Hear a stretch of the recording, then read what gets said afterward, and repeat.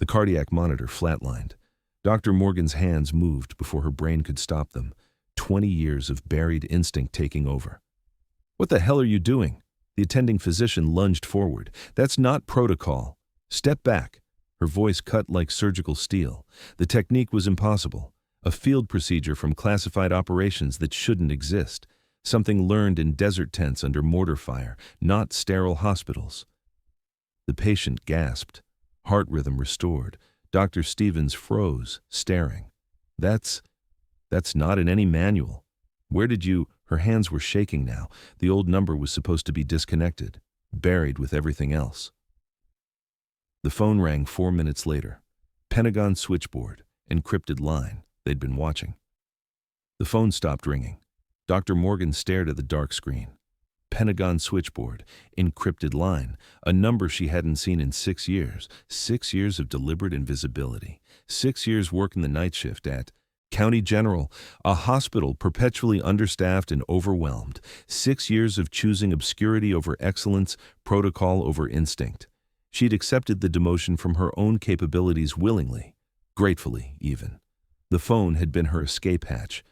Now it was a trapdoor opening beneath her feet. She let the call go to voicemail. Dr. Stevens was already moving toward her, his face flushed with anger and confusion. Behind him, 3 nurses clustered near the supply station. One held up her phone. Recording. Of course someone had filmed it, the impossible save.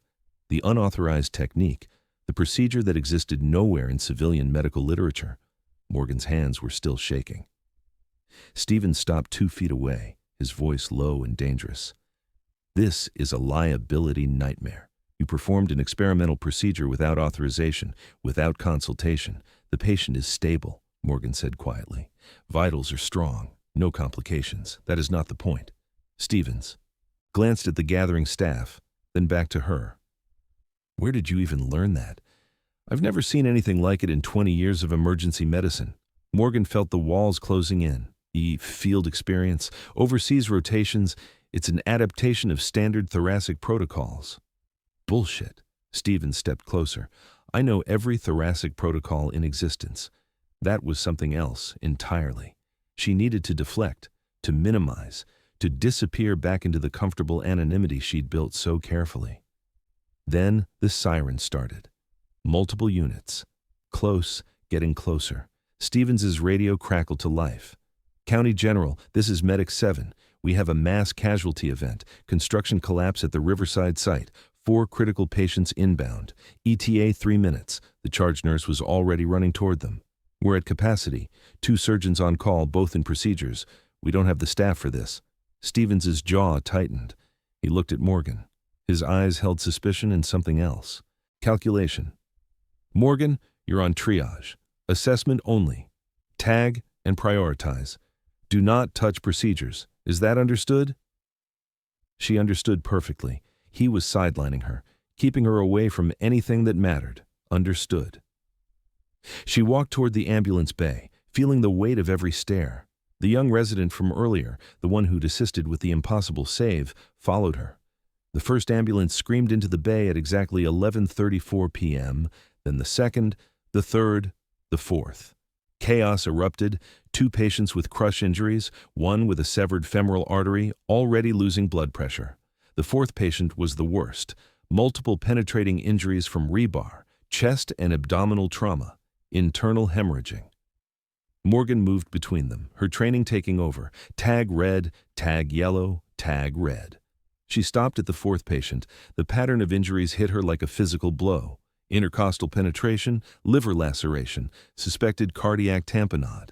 She'd seen this exact configuration before. Kandahar, summer of 2011, during the siege. 4 days of continuous casualties, insurgent attack using improvised weapons, the penetration angles, the specific organ damage. This patient had maybe 20 minutes. Stevens was shouting orders. "Focus on the femoral artery. Get the crush injuries to OR2. The 4th patient is category black. We don't have the resources. Category black, expectant, too severe to save with available resources." Morgan looked at the patient. 30 years old, maybe younger. Wedding ring, someone's husband, someone's father. 34 faces flashed through her mind, 34 people who died on her table, 34 names she'd memorized, 34 reasons she'd walked away, but she'd also saved 813. The calculations ran automatically, not conscious thought, pure muscle memory, intercostal approach, modified Seldinger technique, field expedient thoracotomy. She could do it in 12 minutes, maybe 10. The young resident was watching her, his eyes sharp, observant. Dr. Morgan, his voice was quiet. You know something, don't you? 30 seconds of internal war. Every instinct screaming at her to intervene, every rational thought reminding her why she'd left, why she'd chosen the safety of protocols and manuals and someone else making the impossible calls. The monitor beeped, blood pressure dropping. Her hands moved before her mind gave permission. Get me a thoracotomy tray. Bovie, and clear that table. The resident didn't hesitate. He ran. Stevens spun around. Morgan, what are you doing? This patient is beyond help. We need to focus resources on salvageable cases. Then you have nothing to lose by letting me try. Her voice had changed, hardened, the tone she'd used intense under mortar fire, the voice that expected immediate obedience because lives depended on it. Stevens froze. For the first time, he seemed to actually see her. She wasn't asking permission anymore. The thoracotomy tray arrived. Morgan's hands moved with mechanical precision. Gloves, betadine, scalpel. The ER went silent except for the monitors. Everyone was watching, something they'd never seen before, something that shouldn't exist, something from no known manual. Intercostal incision between the 5th and 6th ribs, avoiding the neurovascular bundle. Her fingers knew the pathway, had traveled it 100 times, 200 times, more. The clock on the wall read 11:47 p.m. Outside in the parking lot, a black SUV rolled to a stop near the emergency entrance. 2 men in dark suits emerged. Behind them, an older man in civilian clothes. He looked up at the hospital windows, his expression unreadable. Inside, Dr. Morgan had already disappeared into the work, into the rhythm and precision and desperate mathematics of keeping someone alive against impossible odds. They hadn't just called, they'd sent someone. And Major Kincaid had been watching her for a very long time. Her hands moved. Precise, calculated, perfect. The retractor positioned exactly where it needed to be. Suction clearing the field before blood could pool. Every movement economical. Zero wasted motion. This was muscle memory carved into her nervous system by 1,000 repetitions, 2,000, more. Hours in desert tents with mortar rounds shaking the surgical lights, hours in the backs of moving helicopters, hours measuring time in heartbeats and blood loss and impossible mathematics. The young resident stood beside her, eyes wide. She handed him the Bovie before he could ask for it. He took it automatically, cauterizing the bleeders, small vessels first, working her way deeper. The staff formed a silent semicircle around the table, watching something they'd never seen in medical school, something that didn't exist in textbooks or training videos or any authorized curriculum. Dr. Stevens couldn't look away. His professional pride warred with shock, with recognition that he was watching. Someone operate on a level he'd never reach. Morgan's fingers found the major bleeder without looking. Same location. Always the same location, this injury pattern. She'd seen it 47 times across 3 tours. The rebar had penetrated at the exact angle that severed the intercostal artery. Textbook fatal if you didn't know the shortcut. She knew the shortcut, had invented the shortcut. Clamp, ligate, tie off. The bleeding stopped. The clock on the wall read 11:53 p.m. 6 minutes elapsed. The patient's blood pressure ticked upward, slowly, steadily, vitals stabilizing, the impossible becoming routine. Morgan worked through the remaining repairs with mechanical efficiency, checking for additional injuries, ensuring nothing was missed. The liver laceration was superficial. The cardiac tamponade had been the real threat, relieved now, drained. The intercom crackled. Dr. Morgan, security is calling. There are federal agents in the lobby requesting to speak with you immediately. She didn't pause, didn't look up. Her hands continued their precise work. Tell them I'm in surgery. Stevens found his voice. It came out rough, strained. Morgan, who are you? Right now, I'm the surgeon saving this patient's life. She closed the thoracotomy, layer by layer, muscle, fascia, skin. Her sutures were perfect, even, symmetrical. 11:58 p.m., 11 minutes total. The room exhaled collectively. Nurses, residents, Stevens himself, all of them had been holding their breath without realizing it. Morgan stripped off her gloves. The exhaustion hit her all at once. 6 years of suppression, 6 years of deliberate mediocrity, 6 years of hiding, gone in 11 minutes. The OR doors burst open. 2 men in dark suits entered first, federal agents. Their eyes swept the room with professional assessment. Behind them came an older man in civilian clothes, gray hair, hard eyes, the bearing of someone who'd spent decades making impossible decisions. Dr. Stevens stepped forward, his authority reasserting itself. This is a sterile environment. You can't just walk in here without proper protocol. The older man's gaze never left Morgan. Major Kincaid. Actually, we can. The temperature in the room dropped 10 degrees. His eyes locked on hers. Recognition, history, weight, captain. It's been a long time. Morgan stood frozen. She didn't correct the rank, didn't speak. The walls she'd built so carefully were crumbling. The young resident looked between them, confusion written across his face. Captain? You're military? Kincaid answered without breaking eye contact with Morgan. Was. Army combat surgeon. 3 tours. 847 field surgeries with a 96% survival rate. Morgan's jaw tightened. A muscle jumped in her cheek. That's not who I am anymore. Stevens was staring at her like he'd never seen her before. Why would someone with that record be working here as a night shift ER physician? Why would you hide that kind of experience?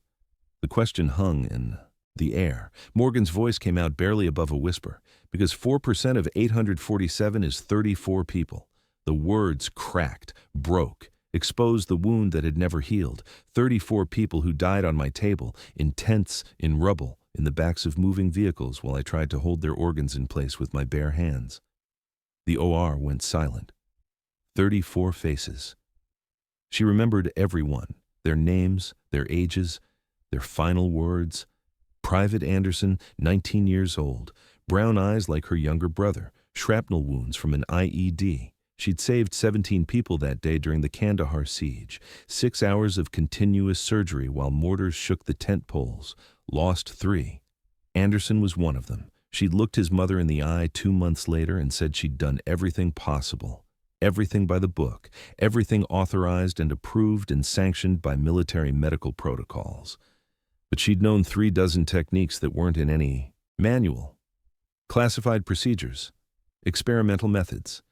Things she'd developed in the field that worked but hadn't been officially validated. I couldn't tell her that her son died because I was following regulations instead of instinct. Morgan's voice steadied, hardened. That I chose protocol over innovation because I was afraid of the consequences. So I left. I made sure I'd never be in that position again. She looked around the OR, at the staff watching her, at the patient on the table, alive because she'd finally broken her own rules. I chose obscurity, chose to follow the manuals, chose to let someone else make the impossible calls. Kincaid nodded slowly. Until tonight. Until tonight. The words hung between them, an acknowledgement, an ending. Kincaid stepped forward. Captain, we have a situation. We need you to come with us. I'm not a captain anymore. The technique you just used was flagged in our monitoring systems 30 minutes ago. Morgan went very still. Only 47 people. In the world, know it exists. 3 are dead. 43 are currently deployed in active combat zones. He paused, let the weight of the numbers sink in, and 1 walked away. Morgan's heart hammered against her ribs. Someone just used your technique, your exact modifications, your specific approach, in a civilian hospital in Munich, 4 hours ago. The room tilted. That's impossible. Kincaid's expression was grim. That's what we thought too. Conference room. 12:47 a.m. The laptop screen glowed in the darkened space. Kincaid pulled up the footage. Classified, encrypted, time-stamped 8 hours earlier. Munich, Klinikum Grosshedorn, emergency department.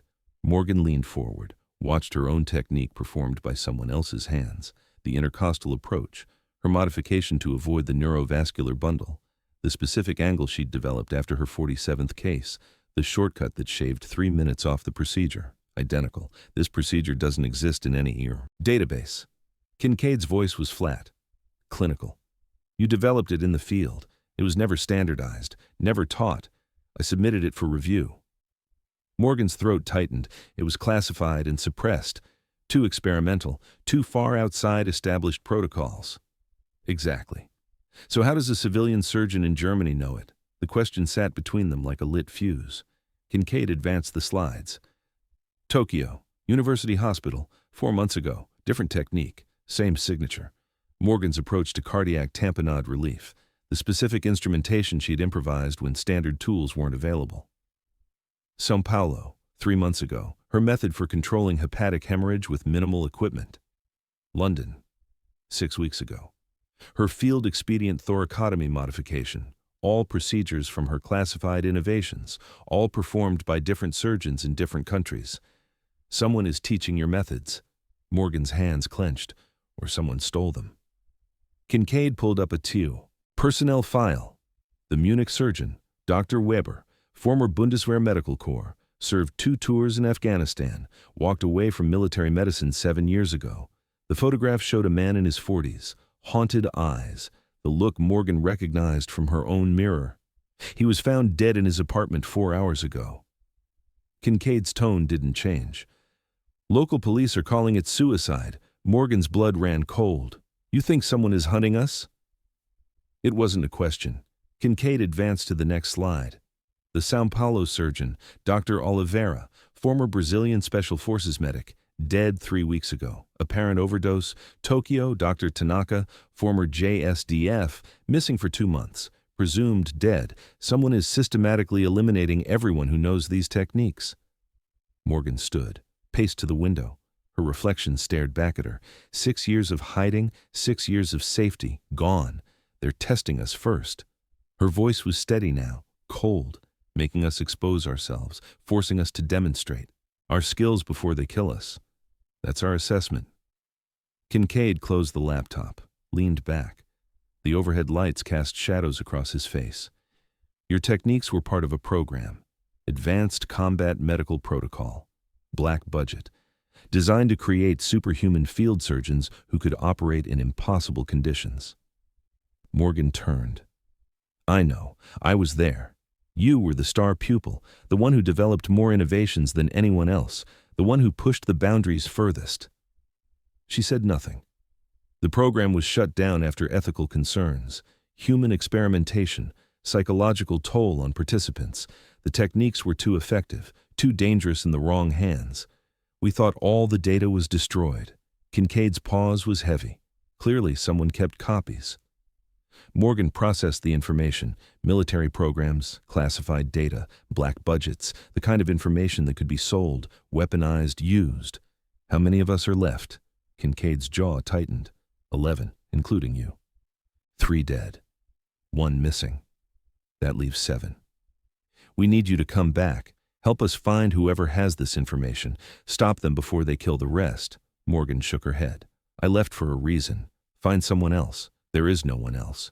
You're the only one who knows all the techniques. You developed most of them. You're the only one who can identify what's been stolen and what's still secure.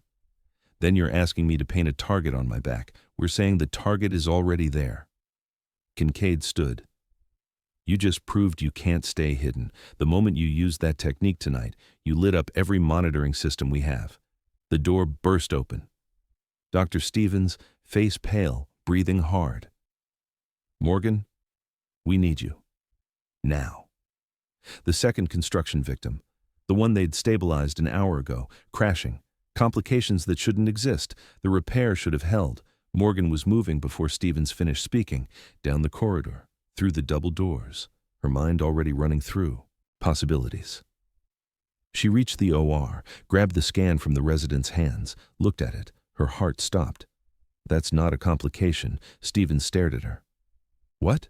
That's sabotage. She ran, the pieces falling into place, the patient from earlier, the one she'd saved with her classified technique, The timing too perfect, the injury pattern too specific. Someone was testing me. She burst into the OR where her first patient lay recovering.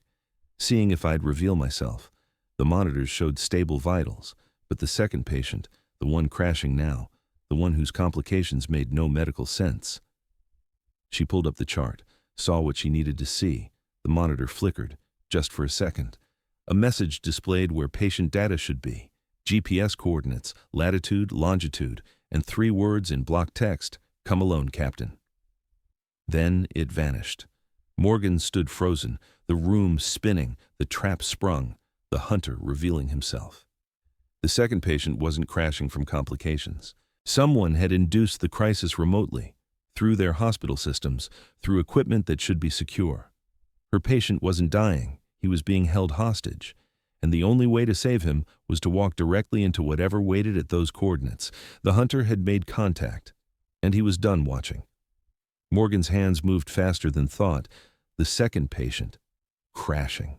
Vital signs plummeting in a pattern that made no medical sense unless someone was controlling them remotely. She grabbed the defibrillator, administered the shock, began compressions, her mind racing through possibilities, the hospital network, the monitoring systems, everything connected, everything vulnerable. Another classified technique, one she'd developed for patients with induced arrhythmias, field conditions, enemy combatants who'd been exposed to electrical weapons. Her hands found the rhythm, the specific compression pattern, the exact placement. The patient's heart responded, stabilized. Kincaid was beside her. "It's a trap. We can't let you go. You can't stop me." Morgan didn't look up, kept working. "Someone has access to our hospital systems, our patients, every monitor, every IV pump, every ventilator. If I don't go, they'll kill everyone in this ER to prove a point." The coordinates burned in her memory, an address across town, industrial district, abandoned medical facility that had been slated for demolition. She was going. Kincaid knew it. She could see the calculation in his eyes, the acceptance. "We'll follow, at a distance." Morgan nodded, stripped off her gloves, walked out of the OR without looking back. The drive took 14 minutes. The building loomed against the night sky. Old Medical Center. Shut down 5 years ago after budget cuts, windows dark. But the loading dock door was open. An invitation. Morgan parked, checked her phone. Kincaid's team would be 3 minutes behind. Close enough to respond, far enough to not spook whoever was inside. She entered alone. The hallway smelled of disinfectant and decay. Emergency lighting guided her deeper, through corridors lined with empty gurneys, past supply rooms stripped bare, to a surgical suite that shouldn't exist, fully equipped, surgical lights blazing, monitors active, and on the table, a patient, critical condition, multiple trauma, the kind of injuries that required everything she'd ever learned, everything she'd ever invented. The intercom crackled. "Save them, Captain. Show me what you know." The voice was familiar, distorted but recognizable. Dr. Vance, former program director, the man who'd pushed them beyond human limits, who'd classified their innovations, who'd shut down the program when the Pentagon decided the psychological cost was too high. He hadn't let it die. He'd privatized it. Morgan moved to the table, assessed the patient. The injuries were impossible, deliberately constructed. A test case combining every technique she'd ever developed. One patient, every innovation. 20 minutes maximum before irreversible damage. "You're making me kill my own innovations by demonstrating them for you." Her hands were already moving, prepping, positioning. "I'm making you admit they should never have been classified." Vance's voice echoed through speakers. "How many died because you were too afraid to use what you knew? How many lives could you have saved if these techniques were available?" The words hit like physical blows, but she was already working. Scalpel, retractor, her hands moving with fury-driven precision, intercostal approach, modified Seldinger, cardiac tamponade relief, hepatic hemorrhage control, every technique flowing seamlessly, one into the next, a symphony of surgical innovation performed under impossible pressure. Glass shattered somewhere in the building, Kincaid's team breaching, but they couldn't interfere. Any interruption would kill the patient. They could only watch through the observation window. Morgan tuned out everything. The voices, the footsteps, the knowledge that federal agents were storming the building, just her, the patient, The work. 12 minutes elapsed, vitals stabilized. She stepped back, exhausted, triumphant. The doors burst open, agents flooding in, Kincaid leading. They had Vance in custody, pulled him from the control room where he'd been watching, recording, documenting everything. Morgan looked at the patient on the table. Really looked. Recognition hit her like a freight train. Dr. Park. Another program surgeon, one of the 11 still alive. He'd been missing for 3 days. She'd saved one of her own. Vance was shouting as they dragged him away. You just proved my point. These techniques save lives. They should be available to everyone who needs them. Morgan pulled off her gloves, her voice steady, cold. They should be, but not sold to warlords and criminals who'll use them for leverage and profit. There's a right way to do this. Vance laughed, bitter, defiant. And what's that? Let more people die while bureaucrats decide what's ethical? Let people learn them properly, with oversight, with ethics, with accountability. She looked at Dr. Park, unconscious but stable. Not like this. 3 weeks later, Pentagon Medical Board hearing, classified briefing room, dozen officials seated around a conference table. Morgan testified for 4 hours about the program, the techniques, the psychological toll, the lives saved and the lives lost, the ethical concerns that shut them down and the innovations that should never have been buried. Dr. Stevens sat in the observation gallery, listening, learning who she really was. The board deliberated for 6 hours. Their decision was unanimous. Declassify the techniques for emergency medical use only. Create proper training protocols, establish civilian oversight, make the innovations available to trauma surgeons worldwide with appropriate ethical guidelines. Morgan stood as they announced the verdict, felt the weight lift. Not completely. Never completely. But enough. Stevens approached her afterward in the corridor. I owe you an apology. We all do. You were protecting yourself. Morgan met his eyes. I understand that now. He nodded. Respect replacing the suspicion. You saved lives by hiding, and you're going to save more by teaching. The offer came 2 days later. Director of Advanced Trauma Protocol Development, new position, civilian oversight, teaching her techniques to the next generation of surgeons, military and civilian, emergency medicine and field combat. She accepted with one condition, no more soldiers only. These methods are for everyone. The official signing the contract nodded. Agreed. The 34 I lost taught me that regulations have a purpose. Morgan's voice was quiet. But the 813 I saved taught me that sometimes the manual isn't enough. Sometimes you have to write your own. 6 months later, Combined Military-Civilian Trauma Center, state-of-the-art facility, lecture. Hall filled with young surgeons, residents, fellows, medical students. Morgan stood at the front. Confident, empowered, teaching a technique that 18 months ago existed nowhere in official literature. Dr. Stevens sat in the third row, taking notes. He'd enrolled in her program, learning the innovations he'd once called impossible. You were right, he approached after class. Sometimes the best medicine isn't in the books. Morgan smiled. Sometimes the best medicine is written in the field, by people brave enough to try. The message arrived that evening. From Dr. Weber's family in Munich, thanking her. Their father's death hadn't been in vain. His sacrifice exposed the conspiracy, saved the remaining surgeons, led to the changes that would save thousands. Morgan stood in the memorial corridor she'd commissioned, 34 names carved in granite, her losses, the faces she'd never forget. Below them, new inscriptions, Dr. Weber, Dr. Oliveira, Dr. Tanaka, the ones who died so others could live. And at the bottom, a number that grew daily. Lives saved by her techniques now that they were available globally, properly taught, ethically applied, 5,000, 8,000, 12,000. They didn't die because I broke protocol. She touched Weber's name gently. They died because I didn't break it soon enough. The next morning, new class, eager faces, young surgeons ready to learn. Morgan stood before them, no longer hiding, no longer afraid. Today I'm going to teach you something that's not in your textbooks.